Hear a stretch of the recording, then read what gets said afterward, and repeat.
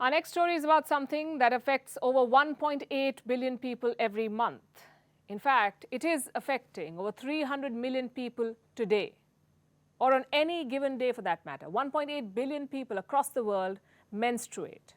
This includes girls, women, and transgender and non-binary persons. Yet talking about periods can often be a taboo subject. We avoid the word itself. We say things like time of the month and even feeling or getting down. Well, today's story about periods may seem quite uplifting. Spain has approved the creation of a sick leave. It allows women suffering from incapacitating periods to take up to 5 days off from work. This law is being hailed as historic. And why not? Spain has become the first country in Europe to do this. But is this law important? Will it actually achieve what it sets out to do? After all, Spain is not the first country to pass such a law. Does period leave really help those who menstruate? Do they even use this leave? Our next report tries to answer all these questions.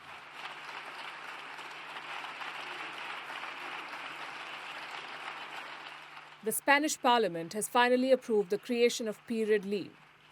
Women suffering from incapacitating periods will be able to take up to 5 days off. This is being hailed as a historic decision, not just for Spain, but also for Europe. Spain is the first European country to pass such a reform. It is part of a broader law. It eases abortion limits for those aged 16 and 17 and allows free menstrual products in schools and prisons. Equality Minister Irene Montero is seen as the driving force behind this law. She already predicts the problems in its implementation, though.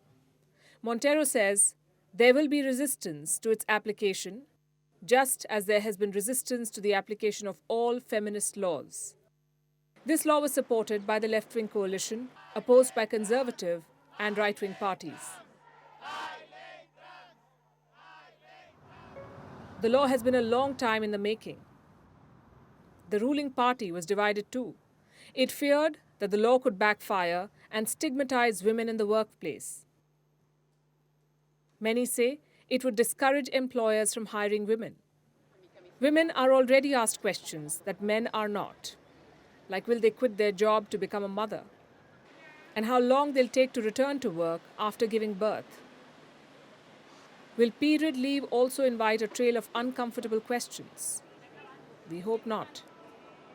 But there's no denying that this law could become another handicap for women finding jobs. Then there are concerns about the details of policy. Periods can be unbearable and disabling, but are they severe enough to be considered an illness? By the way, Spain is not the first country in the world to implement this law. Japan, Taiwan, Indonesia, South Korea, and Zambia offer period leave, but it's rarely used. Japan introduced the policy in 1947.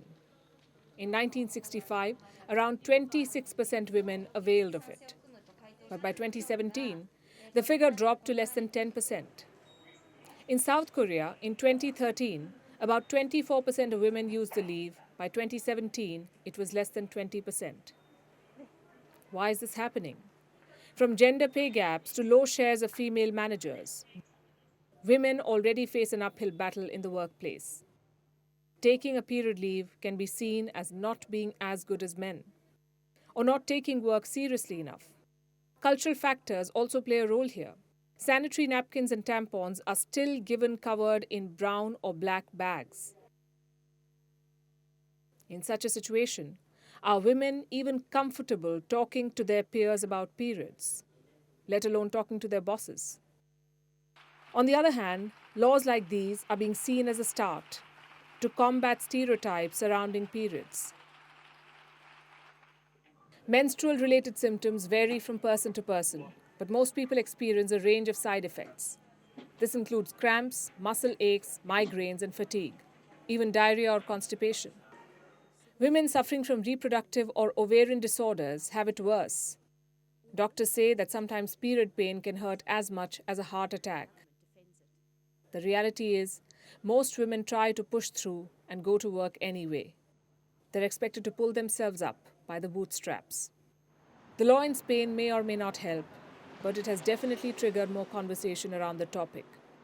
It is helping people recognize the reality of their bodies. Maybe it will encourage them to seek the support that is required.